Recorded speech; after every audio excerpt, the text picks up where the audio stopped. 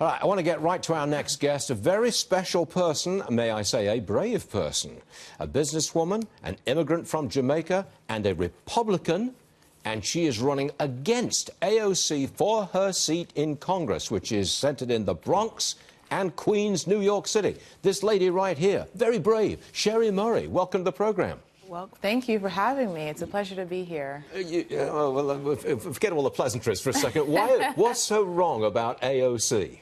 Well, she's killing jobs with the intro of the Green New Deal, and she killed jobs with the Amazon deal in New York. We lost some $25,000 jobs with the rhetoric and forcing Amazon to move out of New York in their hopes for having New York as their second headquarters. I mean, kitchen table issues are important to the constituents in Queens and the Bronx, and those issues aren't being addressed on the national stage.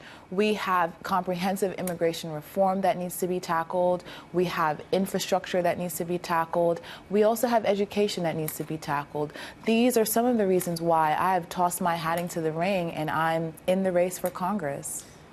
This is such a shock. A, to find a Republican in New York, yes, and B, to challenge AOC. Yes. I'll bet in your campaign you don't mention Trump. Well, listen, I think the president is doing a great job. I think he has delivered on his promises. The economy is booming. The stock market is booming.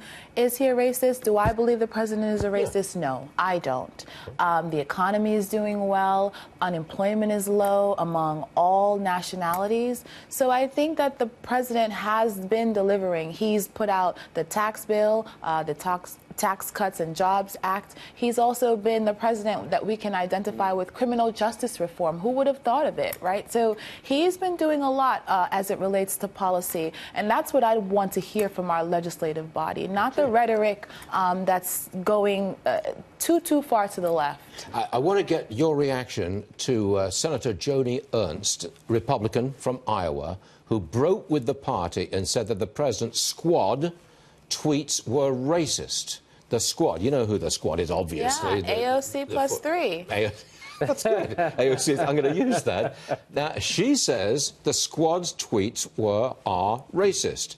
Do you think that the squad are racist? Well, listen, House Speaker Pelosi came out and said that the president is not a racist. So let's just leave that dialogue there. Let's start to focus on issues. I mean, it's important to get comprehensive immigration reform on the table. It's been talked about for what seems to be decades and decades, and we have yet to deliver. We elect representatives to legislate, and right now, they're not legislating. They're more concerned with the limelight than delivering results. And I think it's important for us to really reshift the narrative and start to talk about those kitchen table issues that are either making or breaking the pocketbooks of everyday Americans. Can you win?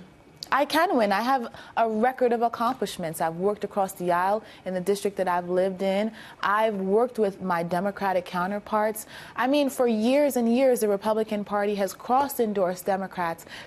And this will be a historical feat should we be a fusion candidate. But listen, I want to focus on the ideologies of my candidacy as a Republican in the race, but to be able to garner the support of my Democrats in the district, the independents in the district. It's a very diverse makeup, so I want to be able to reach all the constituents. We're just not used to hearing this from a Republican in New York City. It's time that we start encouraging younger people who can have these types of conversations and promote these type of positive, unite the fight policy agendas. I don't want to burn bridges. I want to build them. What are you doing tomorrow? You want to anchor the show? Sherry Murray, it was a pleasure having you on the show. Thank you. And thanks for being here, ma'am. It's my pleasure. Come back, okay? Thanks for having me. Thank you very much. Thanks, guys.